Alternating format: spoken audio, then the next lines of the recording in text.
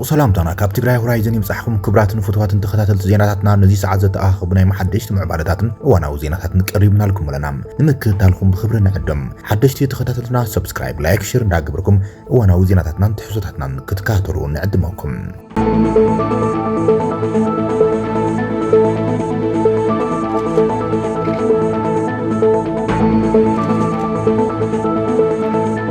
መራሒ ህወሓት ዶክተር ደብረጽዮን ገብረ ሚካኤል አንሳሒቦም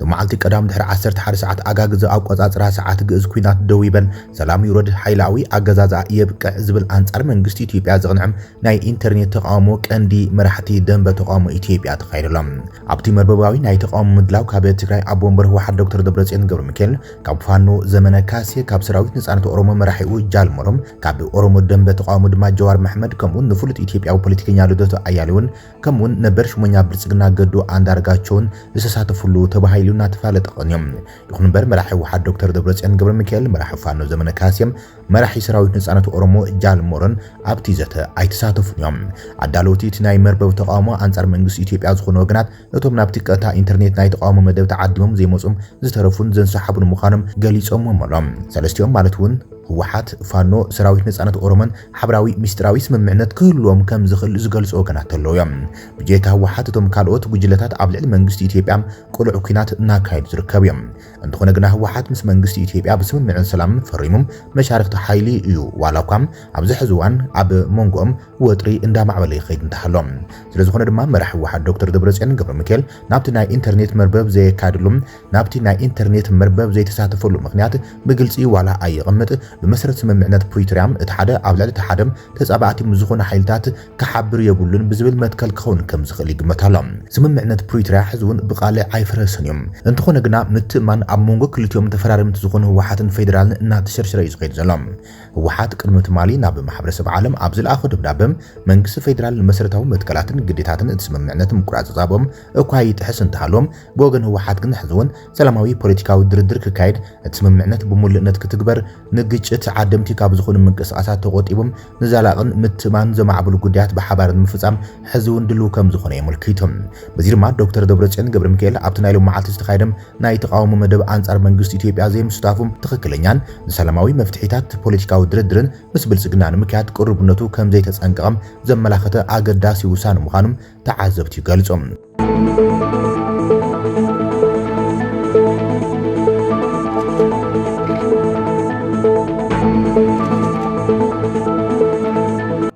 እዚ ከምዚሉም ኮሎ ድማ መላፍንቲ ሰራዊት ምክልኻል ኢትዮጵያ ኣብ ምዕራብ ትግራይ ዝኾነ ቀንዲ መራሒ ሓይልታት ጽንተት ኮሎኔል ደመቀ ዘውዱም ከቢድ ቡድሆ ገጢሞሎም ዝሓለፉ ልዕሊ 4 ዓመታት ምዕራብ ትግራይ ወሪሮም ምስ ሰራዊት ምክልኻል ኢትዮጵያ ብምዃን ብዓሰርታት ኣሽዓት ዝቁጽሩ ዓቀይቶት ዕጡቃት ብምስልጣን ስጋት ሰላምን ጸጥታን ኩነታት ኮይኑ ዝቕጽል ዘሎ ኮሎኔል ደመቀ ዘውድን ጉጅሉን ካብቶም መላፍንቱ ዝነበሩ ጉጅለ ዕጡቕ ፋኖም ጥንክር ዝበለም ተነጽሮ በፂሕዎ ከም ዘሎ ተሰሚዑላ ንቕንኡ እቶም አንጻር ተጋሩ ክዋግኡ ተባሂሎም ብሓገ ሰራዊት ምክልኻል ዝሰልጠኑ ዕጡቃት ኣብ ምዕራብ ትግራይ ኣብዚ ሕዚ እዋን እምቢ ምስ ተጋሩ ነንባዕልና ኣይንዋጋእን ብምባል ብኣማይት ዝቁጸሩ ፈሪሶሞም ከም ዝኾኑን ኣብ ምዕራብ ትግራይ ዝንቀሳቐሱ ዘሎም ኣርሚ ሰብዓ ሰራዊት ትግራይ ተቐበሉና ዝብሉ መልእኽትታት يحلف كم زلهم فلفلات حبريتات خبابي إنها جلسهم زركبهم حزر ما دمك أزودو كابتن ملافون تزنبرم عم زحزوان أنصار منجستن سراويت مكل خالن زواج زلهم عطوقات فانهم كم كدع تفرجهم تترقبوا سجم تكو سرلهم كم زو سني تكليت زلام كورنيل دمك أزودو لعلواي مريحنة بالسجنا كينو أبزوبا معراب تكرايم بشم أم حراينة مستجارو قامت لأن متكالي سرحلهم زيدو ما تسرق ألسنا إزبل بتوم عطوقات فانو كم تفرجهم بتوم فلفلات جليسهم اللهم معراب تكراي بمنجست فيدرال كم مسارح بوليتيكا مستجراي زلو كنتات ኮይኑ የቀጽለኩም ዘሎ ዝእመኑም ጭቡጣት ንጥፈታት ዘለዎ ኮይኖም ብዘላቕነት ተዞባ ካብ ትግራይ ወፃነ ከውን ምስ ሕብራት ዓረብ ኤሚሬትስ ውን ተደራዲሮም ናይ ሕርሻን አግሮ ኢንዱስትሪን ማእኸል ክገብሮን ብቐጥታ ፌደራል ዝቋጽረን ክኸውንን ስምምዕነት ከም ዘሎም ንዝሓለፉ ናይ ጆኖሳይዳል ኩናት ዓመታት ናተገለጹ መጽኦም እዮም ኣብ ቀረባ እዋን ምስ ትግራይ ዘዳው ከባቢታት ሱዳን ተቆጻጺሩ ዘሎም መንግስቲ ጀነራል ዓብዱልፈታህ አልቡርሃን ምስ ኢማራት ንምትዕራቕ ዝሰርሕ ዘሎ መንግስቲ ኢትዮጵያ ብቆንዱም ጉዳይ ምዕራብ ትግራይ ውን ቀንዲ መደራድር ከም ዝኾነ እዩ ብዙሓት ዝገልጾም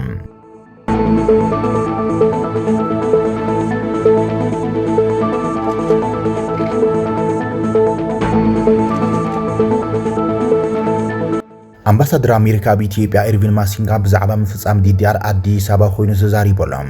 مسممعنا سلام بريتوريا بمسماع عطوقات بغلطف عطقم كفتحنا بحبرتسب داغماي موحدن ادلايو كبل اتي امباسادر تزاريبلهم امباسادر امريكا بإثيوبيا إيرفين ماسينغا بمسرة سممعنا سلام بريتوريا عطوقات بغلطف عطقم كفتحنا بحبرتسب كصنبرن يدلي كبل غليصلهم أبلكايت 2017 عامة مرات عوتات مسرح سلام سممعنا بريتوريا بزملكت صبصاب افاصما ابز تغبرلو اوان ናይ ተሐድሶ ስልጠና ናይቶም ኣብ ትግራይ ዕጡቃት ነበር ምቕራብ ሰብኣዊ ሓገዛትን ጻዕርታት ዳግም ህንጸት ከም ግብራዊ ውጽኢት ስምምዕነት ሰላም ተቆጺሩ እዩ ክብል እዩ ኣምባሳደር ኣዘኻኺሮም ኣብቲ ክልል ዝርከቡ ብዙሓት ወሃብቲ ኣገልግሎት ባንክታት መንገዲ ኣየር ኩባንያት ቴሌፎን ሓዊሱ ብቕልጡፍ ምኽፋቶምን ድሕሪ ስምምዕነት ሰላም ፕሪቶሪያ ብወገን መንግስቲ ፌደራል ዝተወሰደ ከም እወንታዊ ስጉምቲ እዩ ተራእዩ ይብል ይኹን እምበር ምስ ፋጽማ ፕሮግራም ዲዲአር ተዛሚዱም ማዕረ ዝኸይድ ዝግብኦ ምፍጻም ምምላስ ተመዛበልቲ ወገናትን ግዛታዊ ሓድነትን ትግራይ ግን ዛጊድ ኣይተፈጸመን ዘሎም ኣምባሳደር ዲፕሎማስያታትን ኣብ ጉዳይ ኣፋጽማ ስምምዕነት ፕሪቶሪያ መሰረት ገይሮም ኣብ ዝሕልፍዎም መልእኽታት ብዛዕባ ምፍታሕ ዕጥቅታት ሓይልታት ትግራይ እምበር ኣብ ምምላስ ተመዛበልትን ስደተኛታትን ምውሓስ ግዛታዊ ሓድነት ትግራይ ግን ብዙሕ ክብሉ ኣይስምዑን እዮም ይኹን እምበር መራሕቲ ዝነበረ ግዚያዊ ምምሕዳርን ብጀነራል ታደሰ ወረደ ዝምራሕ ናይ ሕዚ ግዚያዊ ምምሕዳርን ዲፕሎማስያታት ጎና ጎኒ መፍታሕ ዕጥቅን ዳግመ ጽምበራን ሰራዊት ምጽዋዕም ምምላስ ተመዛበልቲ ወገናትን ግዛታዊ ሓድነትን ትግራይ እውን ንዘላቂ ሰላምን ድሕነትን ኣዝዩ ወሳኒ ምዃኖም ክዝንግዕዎ ከም ዘይብሎም ይገልጹሎም ነይሮም እዮም ኣብ ትግራይ ተረጋጋሚ ዑደት ከም ዝገብሩን ኣፋጽማት ስምምዕነት ከም ዝዓዘበን ዝገለጸ ኣምባሳደር ማሲንጋም እቲ ስምምዕነት ሙሉእ ብምሉእ ንምትግባር ገና ብዙሕ ስራሕቲ ከም ዝተረፈ ይገልጾም ከምቲ ኣምባሳደር ዝገለጾ ስምምዕነት ፕሪቶሪያ ሙሉእ ብምሉእ ተግባራዊ ክኸውን ኣለዎ ኣብ ትግራይ ይኹን ኢትዮጵያን እቲ ዞባን ዘላቂ ሰላም ንምስፋን ድማ ወሳኒ ኢሎም ኣብ ቀረባ እዋን ሓላፊ ግዚያዊ ምምሕዳር ትግራይ ነበር ኣቶ ጌታቸው ረዳ ኣብ ዝሃቦ ሓበሬታውን ኣተግባብራ ስምምዕነት ሰላም ፕሪቶሪያ መስርሕ ሰላም ምምላስ ተመዛበልትን ዕጡቃት ምሕዋይን ብናይ ገዛእ ርእስናም ውሽጣዊ ዘይምርግጋዕን ተዓናቒፉ ክብል ገሊጹ ነይሮም ህወሓት ኣብ ዘርግሖም መግለፂታት ድማ ንዘላቂ ሰላምን ምምላስ ተመዛበልቲ ግዛታዊ ሓድነት ትግራይ እውን ኣዝዩ ወሳኒ ምዃኑን ሓምሻይ ክረምቲ ኣብ ስቃይ ዝርከቡ ተመዛበልቲ ቅድሚ ክረምቲ ናብ ቦትኦም ክምለሱ ከም ዘለዎም ይጽውዕ ዘሎም እዚ ምግባር ድማ ትግራይ ኣብ ፌደሬሽን ኢትዮጵያ ኣካል ኮይና ንኽትቕጽል ወሳኒ ምዃኑ ይገልጹ እቲ ኣሜሪካዊ ኣምባሳደር ኣብ ትግራይ ዞባ ሰሜናዊ ምዕራብ ትግራይን ከተማ መቐለን ተዓቂቦም ዝርከቡ ተመዛበልቲ ወገናት ዘለዎ ስቃይን መከራን ብተደጋጋሚ ዝተዓዘበ ኮይኖም ብወገን ሃገሩ ተመዛበልቲ ቀልጢፎም ናብ መረበቶም ንክምለሱ ጉባኣ ክትዋጻ ምዃና ቃል ኣትዩ ኣብ ቀረባ ኣብ ትግራይ ኣብ ዝገብሮ ዑደት እዚ ድማ ኣሜሪካ እቲ ጉዳይ ዝሃቦቶ ትኹረት ዘንጸባርቕ ምዃኑን ኣብቲ ህወሓት ቅድሚ 2 መዓልታት ናብ ማሕበረሰብ ዓለም ዝለኣኸቶ ደብዳቤ ገሊጹ ነይሩ እዮም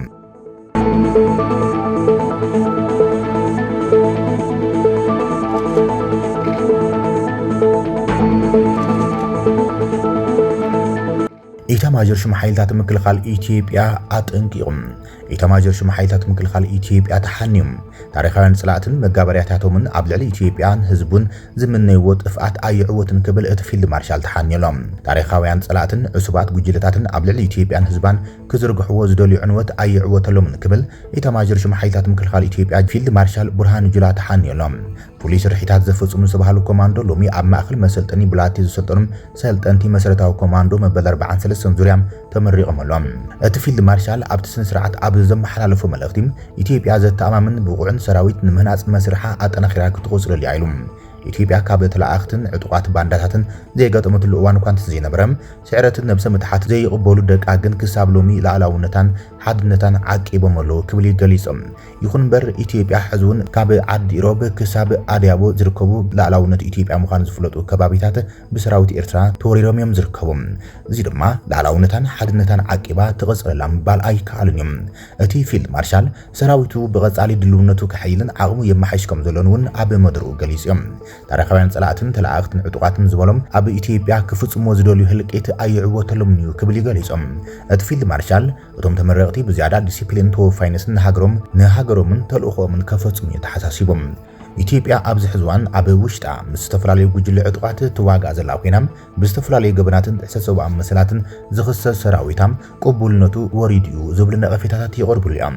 መንግስቲ ግን ሰራዊቱ ብበዝሕን ዕጥቁን ብቕዓቱን ኣብ ዝለዓለ ብርኪ ከም ዘሎ እዩ ዝገልጽ ዘሎ ቀዳማይ ሚኒስትር ኣብይ ኣሕመድ ኣብ ዝሓለፉ መዓልታት ንሃገራዊ ቴሌቪዥኑ ኣብ ዝሃቦ ቃለ መሕትት ናይ ሕዚ ተሃኒጹ ዘሎ ሰራዊት ኣብ እዋን ኢህወደግ ካብ ዝነበረ ሰራዊት ብብዙሓት ዕፅፊ እቲ ዝበለጸን ዝተሓተቐን እዩ ብምባል ይገሊጽዎም ዝተፈላለዩ ዘይሸራውያን ጸብጻባት ከም ዘመላኽትዎ ኢትዮጵያ በዝሒ ዘመኖት ዕጥቅን ቴክኖሎጂታትን ትዕጠቕ ከም ዘላ የመላኽቱ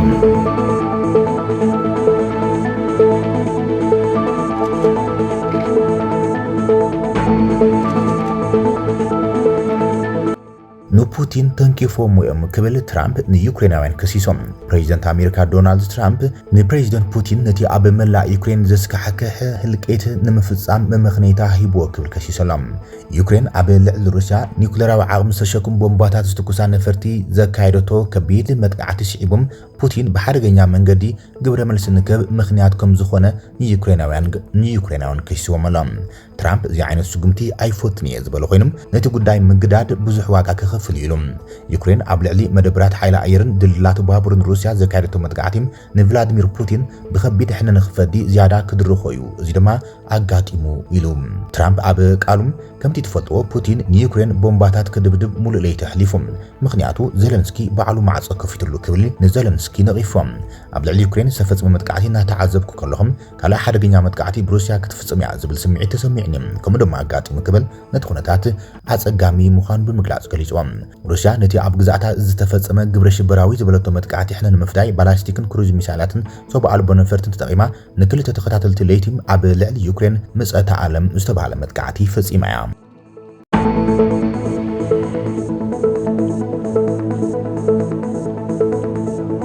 ክብራትን ፍትዋትን ተኸታተልቲ ዜናታትና ነዚ ሰዓት ዘተኣኻኽቡ ናይ መሓደሽቲ ምዕባለታትን እዋናዊ ዜናታትን ዛዚምና ንምክትታለኹም ነመስግን ሰላም